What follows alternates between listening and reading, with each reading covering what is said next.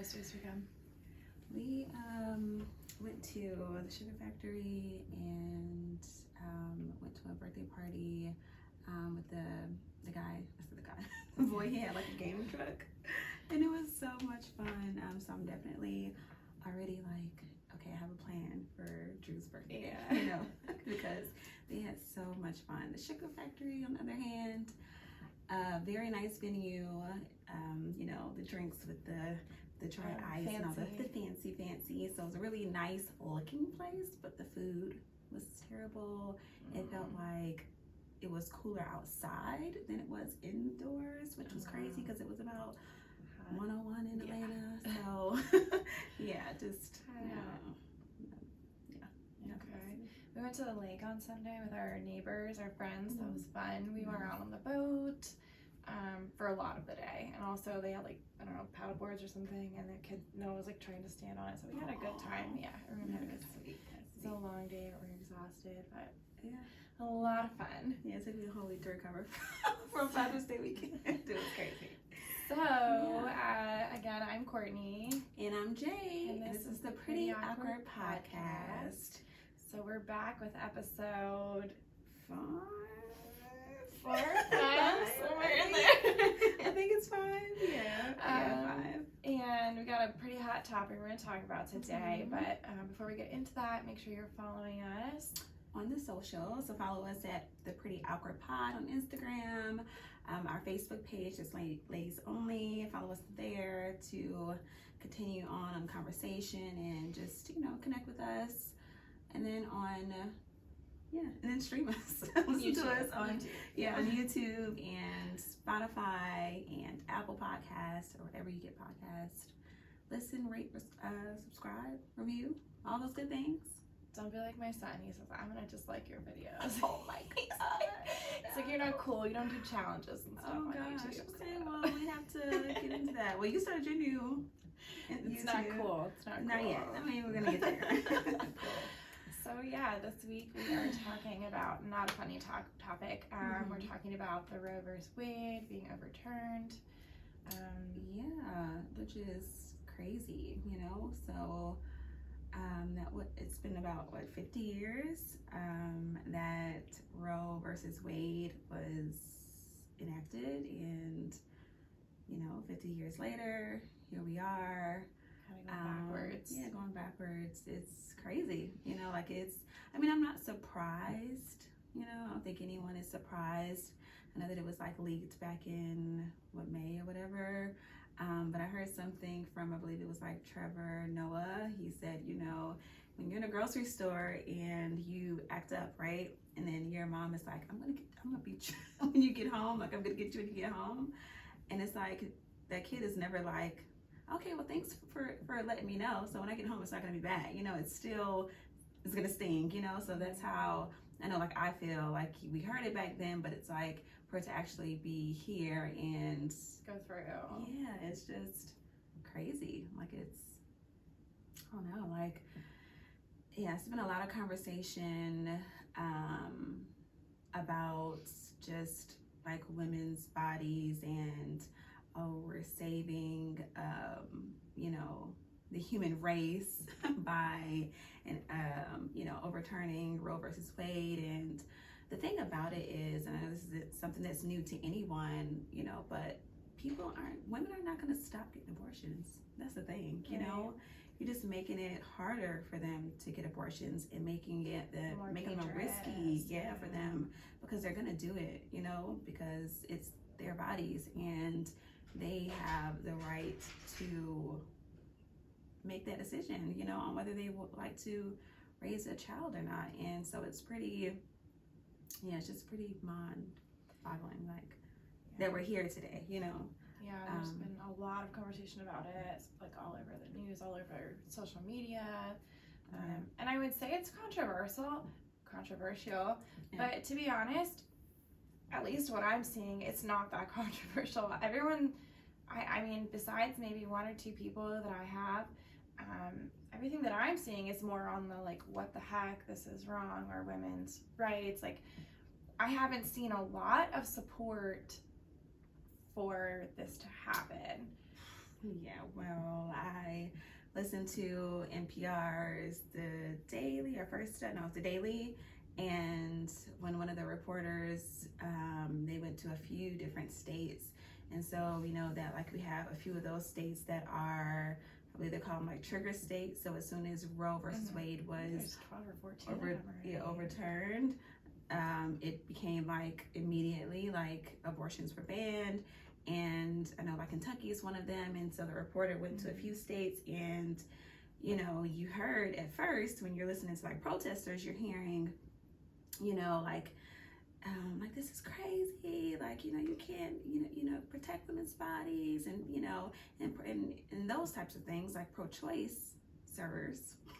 But then if you like listen in closely, and like she started talking to some of the protesters, and a lot of them were like, you know, oh my gosh, like I am a part of the post-Roe era, and they were excited about it. You know, they're like, you know, all of the pro-lifers. And so, you know, I don't feel like in my circle, you know, everyone is pretty distraught, but you know, it's bigger than just, I think, people who are in proximity to us. And there are people, a lot of people who are happy, and they have, you know, they're rejoicing right now. Like they're like, yeah, I'm part of the like pro-Roe generation era. Like this is amazing. You know, like we're gonna protect, you know, the human race and all these things. And it's like, it's just weird to me that anyone could be so, like, how are you so naive, maybe? No, but like it's like, how does what I do with my body, you know, like how is that affecting Courtney? Yeah. You know, when you wake up, you know what I'm saying? And I think it's a lot of generalization, like, you know, like murdering babies. And to be honest, I come from a very conservative area, and if you would have asked me these questions probably 10, 15 years ago, I think I would have had different views. Yeah.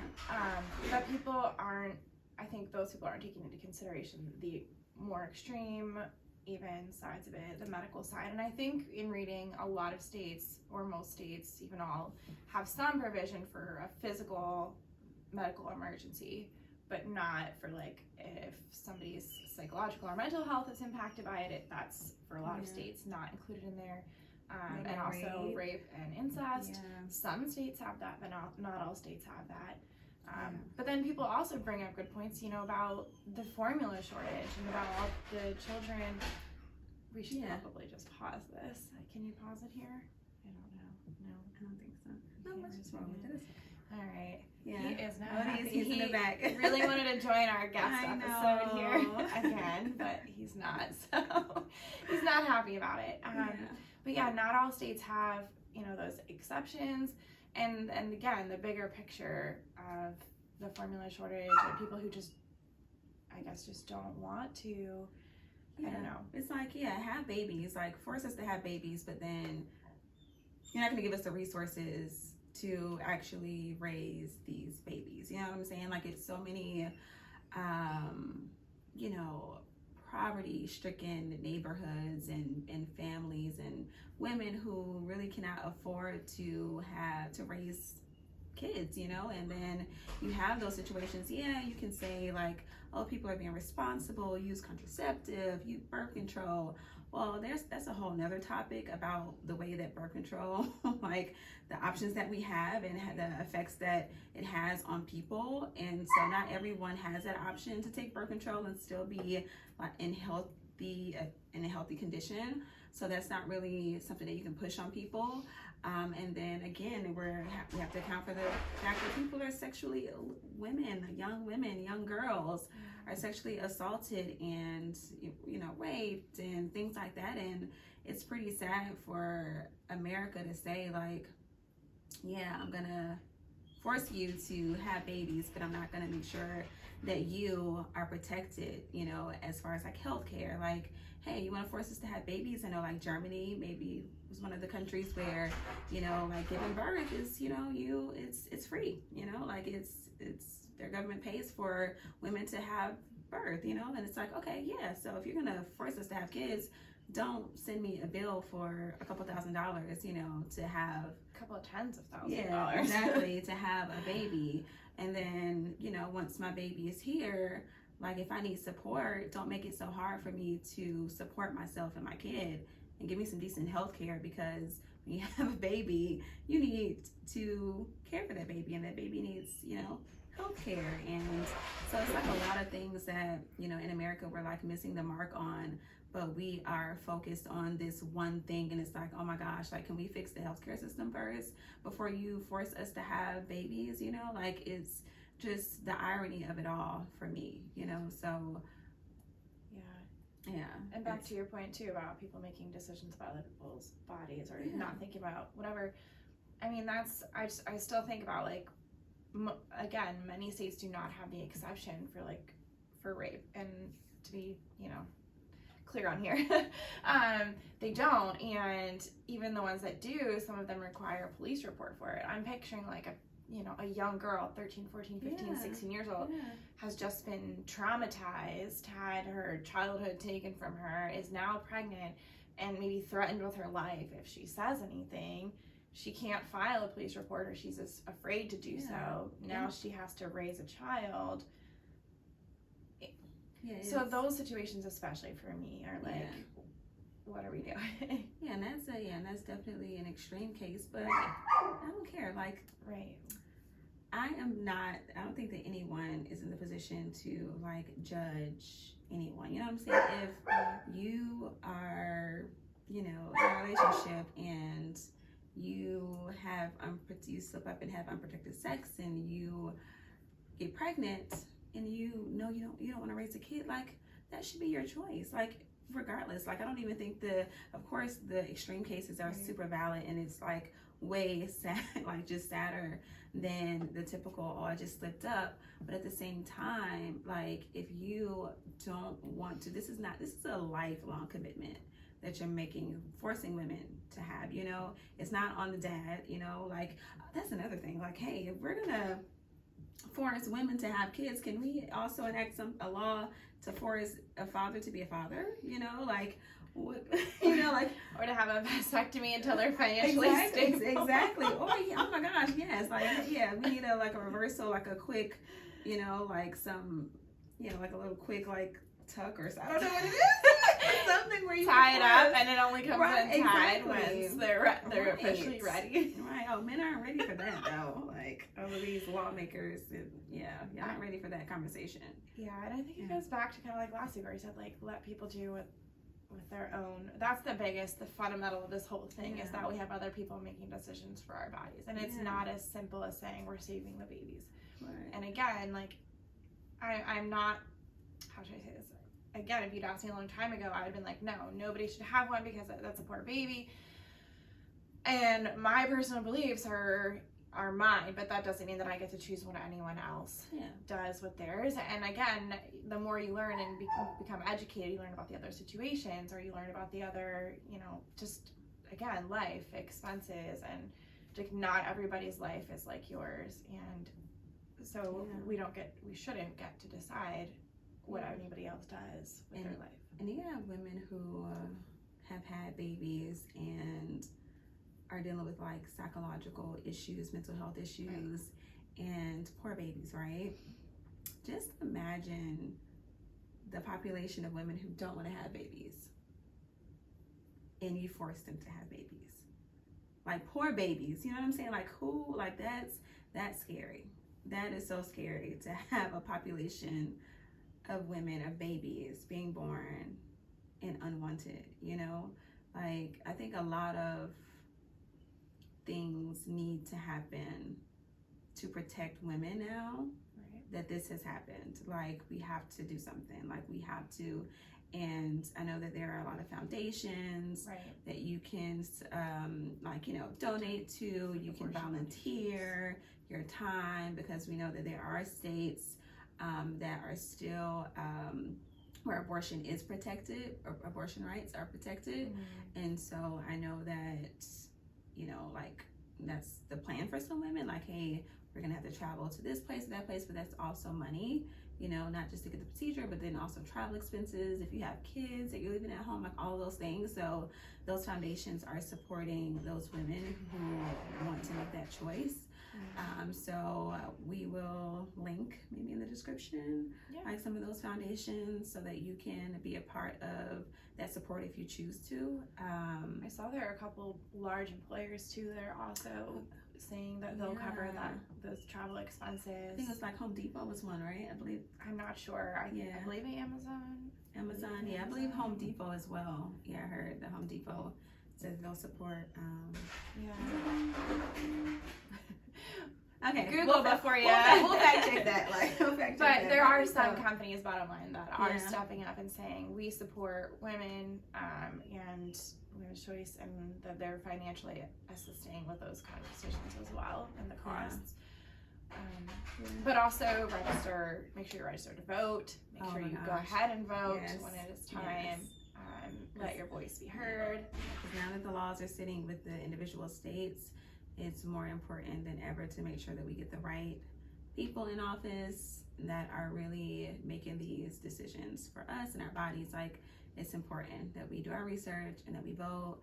And I'm kind of speaking to myself too while I'm saying this, because I haven't historically been the person who, when it comes to local government, who I'm like, oh my gosh, let me research this person. I haven't been, so this is definitely a wake-up call for me, and I hope it is for you all as well. It's been serious, but now it's okay, y'all, let's get the right people in office who really have these the power to make these decisions over us and our bodies and our families. So I don't know. Are we good? We can go. There's so much that we can say on this topic. I know that, you hear some people, women, who are like, it doesn't affect me because, either I am maybe LGBTQ plus, LGBTQ plus. Yeah, and I'm sorry if I missed some letters, but they're part of that community, so it doesn't affect them. Or I've heard some people say oh, I've never gotten an abortion, so it's not going to affect me, I don't plan to. But a lot of what has been reported is that this is just the first, right? This is the bigger picture, but there's more to come. There's been rumblings of oh, so we were going to start with abortion, but then let's also go to contraceptive, and let's also go to gay marriage and gay rights and things like that. So it's not just they're starting with abortion, but there are other parts of our just freedoms that are also being scrutinized and possibly attacked at this time. So I think that it's important for everyone to just really come together and do what you can do to support, each other, even if it's not directly affecting you. If the rights of one person or one group is being affected, then it really is affecting all of us in the grand scheme of things. Yeah. It's just so crazy to think, in order to get pregnant, a man has to be, besides, IVF, besides new measures. And if you get IVF and they go for an abortion, then I'm talking a normal thing. It takes a man to get you pregnant, by choice or not by choice. Yeah. But it takes a man to get you pregnant, and then the woman gets no say. She may or may not have had a choice whether it happened to begin with, but now she has no choice. What happens beyond that? And I just don't. Yeah. And it's crazy. Yeah, and for a lot of cases, the responsibility falls all on the woman. The man can say, hey, didn't want this baby, Adios. Bye. And guess what? Who still has to carry the baby to term and have that baby? And it's responsible. That mother, which is insane. But it's the world or the country that we're living in today. Well, that's that. It's crazy just to think that things like this are happening now. Yeah. mean, it all started with COVID. It just keeps going. Yeah. Well, yeah. It's the Yeah. one bad thing after another. Yeah. Well, you know, the good thing about it, I'm not gonna say the good thing, but just say the thing about it is that, you know, there are things that we can do. You know, that's the thing about it. We can act, we can get involved and really work to make some change. So I think that's the key takeaway, if anything, is that, you know, we're more powerful with our actions than we are with our words. So let's get involved and make sure that our rights are protected. Yeah. Right. All right. So if anybody has any resources to share, feel free to send them to us. We will try to link, as Jay said, in our videos or our recordings. But if anybody has any specific resources or more information, please feel free to share it with us and we can pass that along too. Yeah. All right. All right. It's been pretty awkward. Yeah. We'll talk to you next time. Bye.